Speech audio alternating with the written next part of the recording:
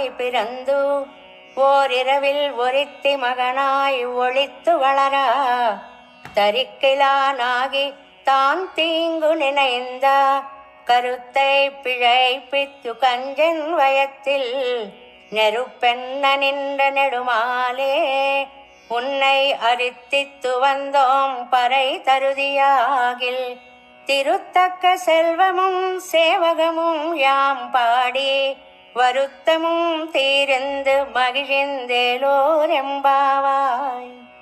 శ్రీకృష్ణుడు గోపికలు చేసిన మంగళాశాసనానికి మురిసిపోయాడు. మీరు పరకోసమే వచ్చారా?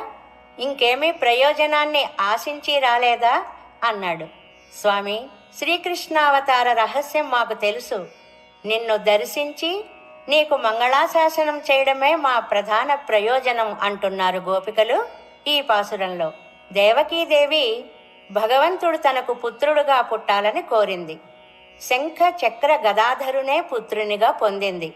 శ్రీకృష్ణుని లీలలను అనుభవించాలి అని కోరింది యశోదమ్మ.